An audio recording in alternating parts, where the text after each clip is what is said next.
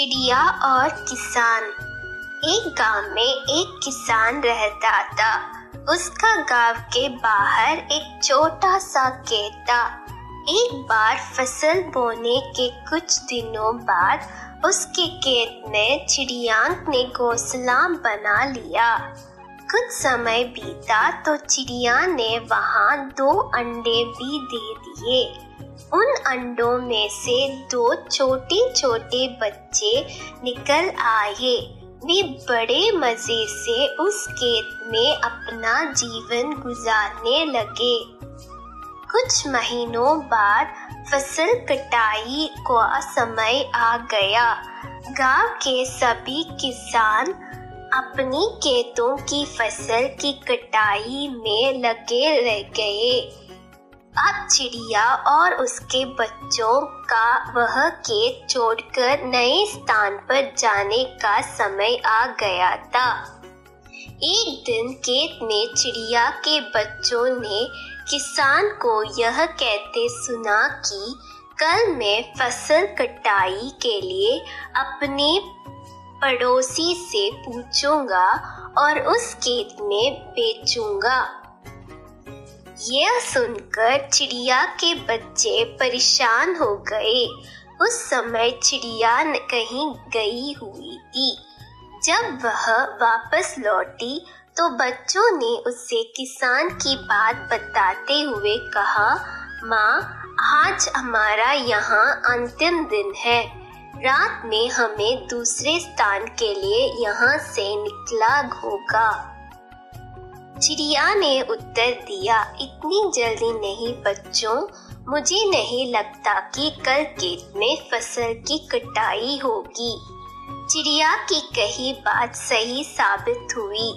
दूसरे दिन किसान का पड़ोसी खेत में नहीं आया और फसल की कटाई ना हो सकी।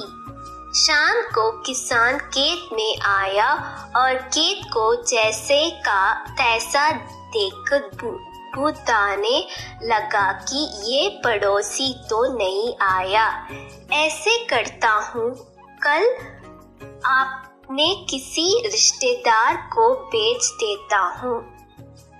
चिड़िया के बच्चों ने फिर से किसान की बात सुन ली और परेशान हो गई। जब चिड़िया को उन्होंने यह बात बताई तो वह बोली, तुम लोग चिंता मत करो, आज रात हमें जाने की जरूरत नहीं है। मुझे नहीं लगता कि किसान का रिश्तेदार आएगा। ठीक ऐसा ही हुआ और किसान का रिश्तेदार अगले दिन खेत नहीं पहुंचा। चिड़िया के बच्चे हैरान थे कि उनकी माँ की हर बात सही हो रही थी।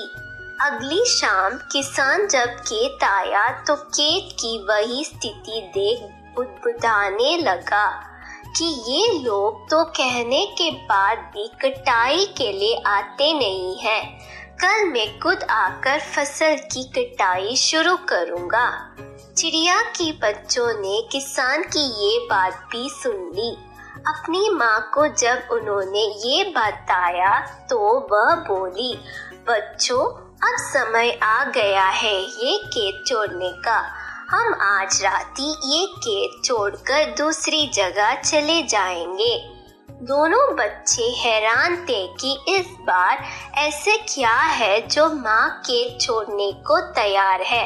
उन्होंने पूछा तो चिड़िया बोली, बच्चों, पिछले 2 बार किसान कटाई के लिए दूसरे पर निर्भर था।